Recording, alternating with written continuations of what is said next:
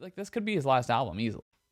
What's up, friends? My name's Kevin Basay, singer, songwriter, producer, and I'm releasing a new album October 5th. Today, we are reacting to a new album by Tony Bennett and Lady Gaga with some old songs, some Cole Porter classics, jazz stuff. Lady Gaga and Tony Bennett have collaborated once before on their album Cheek to Cheek. This seems like an album that's going to be doing the same thing, that being singing some classics, some classic songs of Tony Bennett and Lady Gaga. As far as my own personal experience with jazz and big band standards, because that's, I think what they're doing here is more that big band style. I've listened to a lot of big band. I really liked the works of Frank Sinatra, Dean Martin. So I've given a ton of attention to them, a little bit of attention to Tony Bennett, a lot more to Harry Connick Jr., and quite a bit to Michael Bublé as well. I'm excited to check out some of this big band with Lady Gaga and Tony Bennett. Let's go. It's still lovely. And sing the refrain.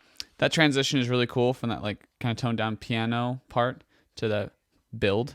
It's rad. Come on.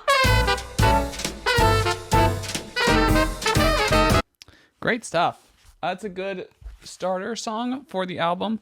It's nice and catchy. I mean, all these songs are going to be catchy because they're classic Cole Porter songs. But I think that's a good way to start it. It's a good arrangement. I liked the placement of the solos. I really like their voices together. They have a really good mix together. I like kind of like the more youthful, slightly nasal sound of Lady Gaga. I think her voice is actually really well suited for this genre just because of the note clarity, and it goes well with the rasp of Tony Bennett. Kind of remarkable what Tony can do at his age. Honestly, incredible. Because he's 95. That's old. He's an old man. Not in day.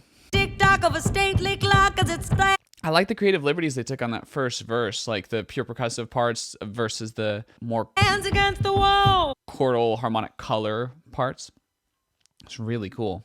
Like the drip, drip, drip of the raindrops. When The beginning part, production-wise, was more interesting than kind of like the rest of the song, which is a little disappointing in terms of just like arrangement and production. Also, I didn't love Lady Gaga's belts. That being said, I did really like the switch off between the vocals. I think they've found a really good process in terms of their duetting, and I think it works well. I think they work well together on kind of deciding where to go. It sounds like they were in the same studio. Not the best second song in my opinion. I think the second song should be a hit, and that wasn't necessarily a hit in terms of their performances. Love for Sale, I've heard it before. I'll hear it again. It's great. I really liked Love for Sale. appetizing young love for sale. Love that's fresh and still on. I think those were much better vocals from Lady Gaga than on Night and Day. I liked her kind of more chill tones, and she had a little bit more of like a growl to her belts, and it sounded really good. I was impressed with that. I also really like, I think it's just like a better song, and I really like the bass riff on that song. I don't know if it's original, but it sounds really good, and I like the part when it's just the bass riff and Tony's vocal. It's just a good arrangement, a good piece of music. The solo section wasn't incredibly compelling. It was still good, but it wasn't like my favorite solo section. Yeah, but besides that, excellent song, you know. The switching off is really good. The way they kind of emphasize Tony and have Lady Gaga come in as the character works really well. No complaints. Do I Love You? This one says just Lady Gaga, so I'm guessing this might be a just Lady Gaga one.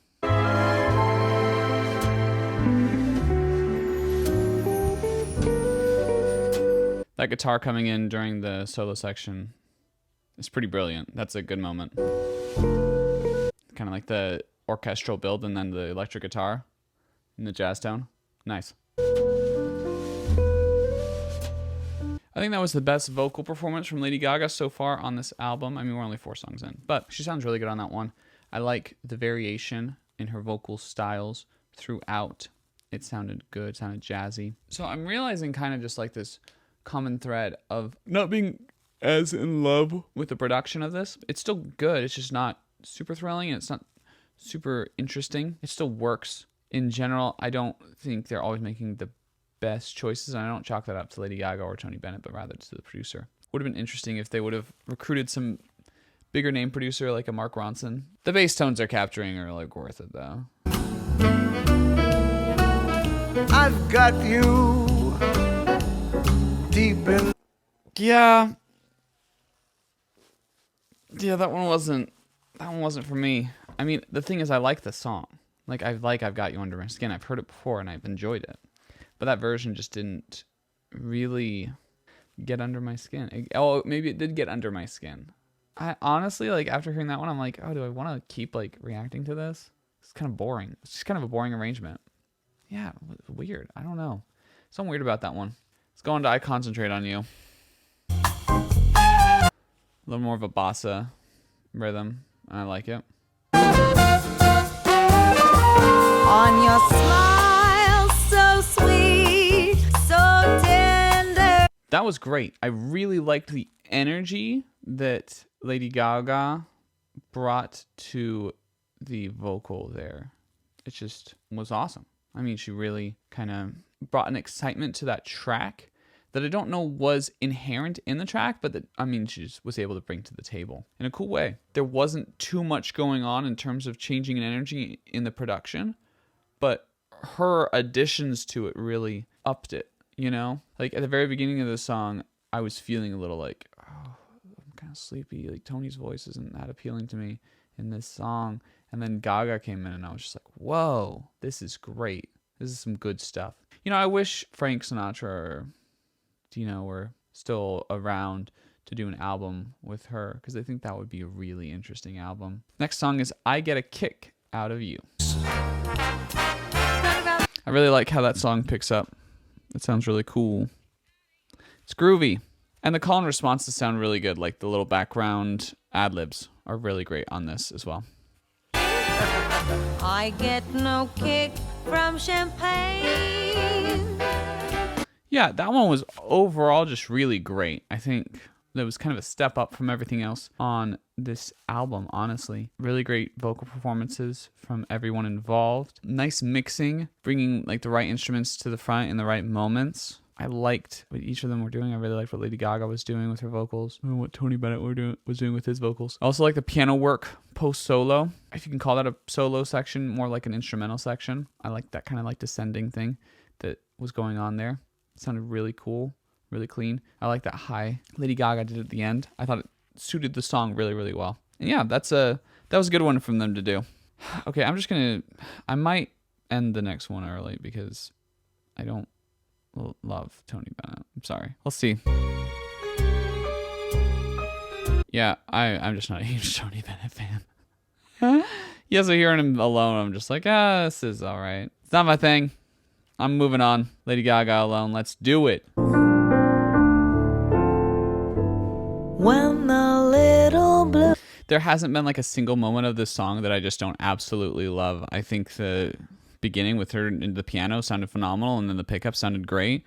The pickup part sounds great. I like the interplay of the percussion. Just a lot of really great stuff. Bell in the bottom of the deck. Yeah, best track on the album, in my opinion. Oh, so good. Yeah, that was dope. I love the organ play. Just everything that happened in that song was phenomenal. The chuckle she had near the end there. There was a playful tone, parts. There was so much vocal variety that all fit within a jazz context really nicely. That's some solid big band music right there. That was really good. I also really like that song. I've heard it before. Maybe I just don't like Tony Bennett's vocals that much. That could be something dragging this down. Dream dancing. I'll clasp your head. Her singing a Clasp to Your Hand, so good. Just that one vocal sample is phenomenal. And wander through slumberland. Great. Yeah, that one was good. I really liked the guitar solo on it. I liked Lady Gaga's vocals throughout. She sounded really good on that one. Yeah, there were just certain words especially that really kind of caught my attention. Not a boring track. Very, very fun. I'm going to skip the next one because I just don't care for Tony Bennett. You're the Top. Oh, let's finish this off. Take it. The drumming on this is phenomenal. That drum solo section was awesome. Okay, and that's it. That was a good ender. You're the top. Yeah, that worked well. I thought it was a good little like complimentary song. It was big enough to end it. They didn't really have any super slow parts to it. It was exciting. It worked. It worked well. But those solo sections became a little bit predictable at times. I don't know if that's fault to the instrumentalists or to the takes chosen, but just wasn't, just throughout the album wasn't necessarily my favorite. Lady Gaga sounded great. I don't love Tony Bennett's vocals, and I just don't love his performances. And it could be because he's getting old, you know? He's 90, whatever. He's doing a good job for that age, but like this could be his last album easily, which is crazy to think. Here's the thing with big band, is there's a lot of great big band out there. And if I'm looking through my, catalogs of big band to choose from, and I see this album, Love for Sale, it's not gonna be the first album I choose. Like there's a few tracks from it that I really enjoyed thoroughly, but in general, not my favorite big band. And in terms of jazz, if I'm just going straight up jazz, again, this isn't necessarily like the first thing I'm going to go towards. I think if Lady Gaga did a solo jazz album, that could be really fascinating. Or did it with someone I like more. Maybe did like a New Orleans jazz thing with Harry Connick like I proposed earlier. With that in consideration, I don't think this is a bad album. It's just not my cup of tea. Like if I'm feeling in a jazzy mood, there's maybe 2 songs from this, 2 or 3, that I would choose for that mood. But in general, it's just not my thing. It's not what I'm going after when I listen to big band. On my scale, which you can read about in the description, I'm gonna have to give this 1 star. It's just not, it's not there for me. It's not the songs, it's not the song choices, because I do like Cole Porter music. I think it might be a little bit Tony Bennett's vocals. I think some of the production was a little stale. And it's not Lady Gaga for sure. That's for dang sure, because she sounded good. And the more Lady Gaga I had on a track in general, the more I liked it. Only like 1 song where her vocals weren't fire to me. I'm sure it'll go number 1 because like all they're competing against is Meek Mill and Brandi Carlile. And I haven't known Meek Mill to really rise to the tippity top, although they could this time.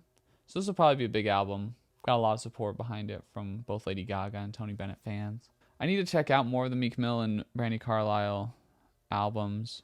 I haven't really gotten a chance to dig my teeth in hardcore to what's going on. We'll see what happens with those. Make sure to subscribe, hit the bell notification, like, share, comment, and I got a new album coming out October 5th.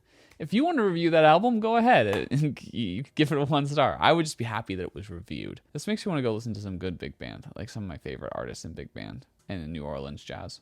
And jazz. Just some of my favorite jazz. That's it. Catch you on the flip.